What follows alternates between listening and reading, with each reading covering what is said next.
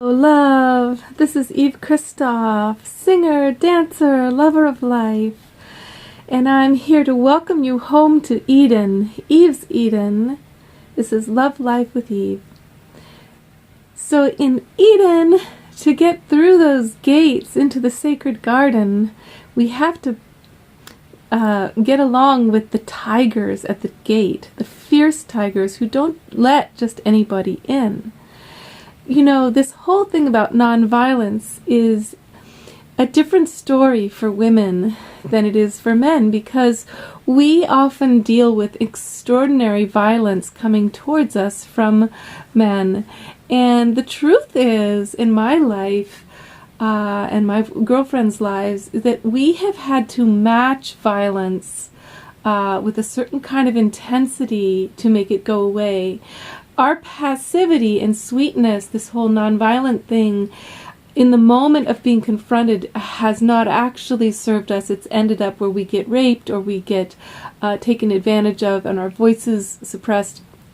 So, like my girlfriend today was talking about 2 times that she saved women from being beaten up by screaming and shouting in an insane fashion, banging pots and pans, or making the guy feel like she was way more insane than he was. And I've had the same experience where I have protected myself at times by being insanely vicious. But the thing is, I didn't actually enter the violence in my own heart. I wasn't really, truly, necessarily even angry. I was in a neutral place of choosing to match ferocity with a higher level of intensity that would terrify the man by the insane feminine. So, I mean, I remember watching my mother when I was a little girl. She taught me this, where there were 3 young men coming in the window, all helping each other to get into the window of our house when we lived in a very dangerous part of the city. And she was a single mom. We didn't have money for locks even. We had no furniture. And all we had was our joy and our creativity. But we were vulnerable. There was no men in our lives to protect us, no money to protect us. And what my mother did when these 3 guys were trying to get in the house was she just started shouting insanely and running at them.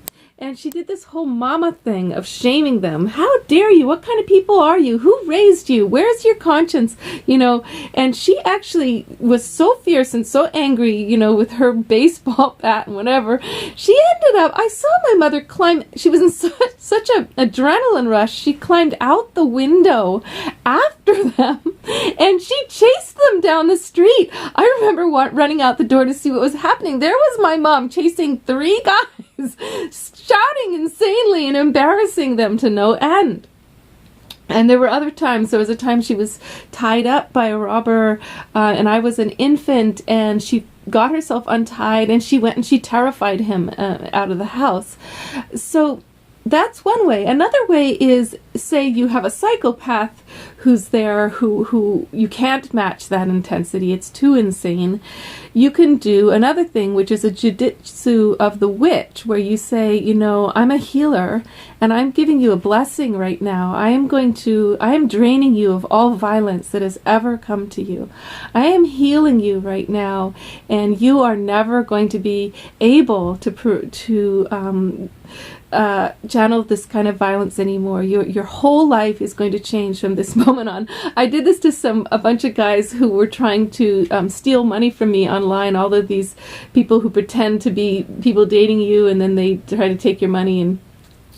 And I just started saying, I did this to a number of guys where I said, you know, I can tell who you are, and I want you to know you've just crossed the line where your life will never be the same. You're receiving a blessing right now where all abuse of anybody else will never work again, and only good things that you do to help others will go well, and everything else will fall apart, and you will fall flat on your face when you harm others.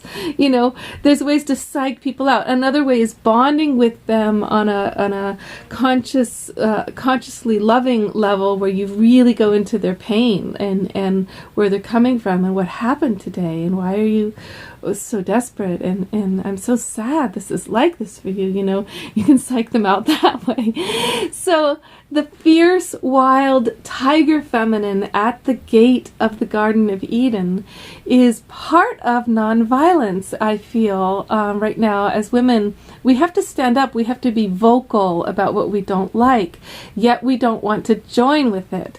So this is a tricky balance. In a video I just made today, I was talking about the boy at the river whose life I just saved because two boys were attacking him, pushing him down some rocks. And I just went insane. I just started yelling at a bitch level of how I was calling the cops and and how dare they ruin my sacred territory. Speaking your truth from the wild feminine, we save our children. We save other women. We stop violence. A girlfriend of mine, an African-American girlfriend of mine, told me about a video she saw going on in Canada where some policemen have pushed down a little African-Canadian girl, and they are on top of her, and people filming are saying to the cops, "What are you doing? Why are there two of you? She's just a little girl. Get off of her. Stop being so violent. That's unnecessary." So the fact that the people filming are talking to the guys, and they're saying, "And we're filming you, and we're going to get this out." The men get off of the girl, and they needed to have apologized to her deeply.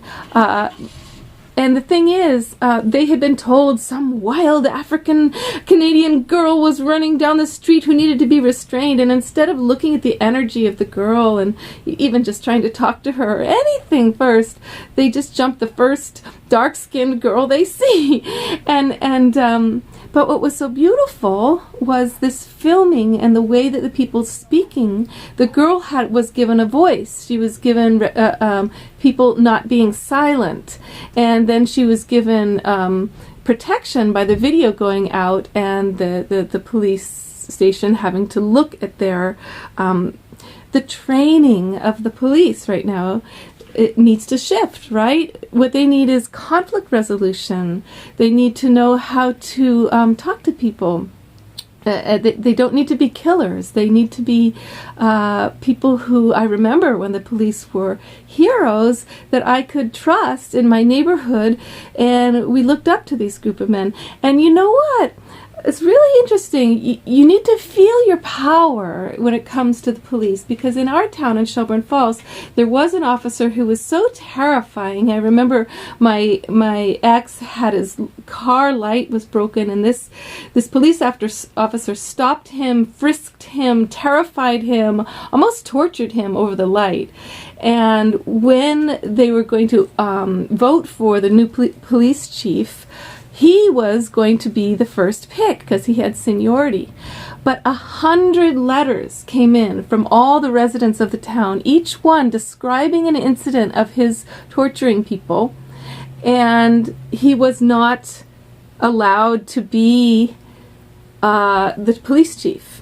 He wasn't. He was not, because of these letters that came in. And instead, a much younger man who never would have gotten the position, was too young to have any seniority at all, was given the position. So writing letters, speaking up, speaking to people around you, the moment they say something that is in any way derogatory and hurtful to a person's well-being, all you have to do is very gently or very firmly say, "That is not tenable for me. I will not allow that in my life. I won't vote for that. I won't stand up for that. I won't back you. I will talk about this to other people if that's what you're doing." You have power. You have power. You have power. You have a lot of power. Yes, you do. Your love, the fiercity of your love at the gate of the garden keeps out bad energy, and it changes the lives of others. Speak up for anybody who is punished for speaking up for themselves. Speak up for anybody being overpowered by a violence they cannot handle alone. Speak up together. Much love, darling. Love life. Fiercely. Wild feminine. Protect your cubs. All your cubs. All children are your cubs.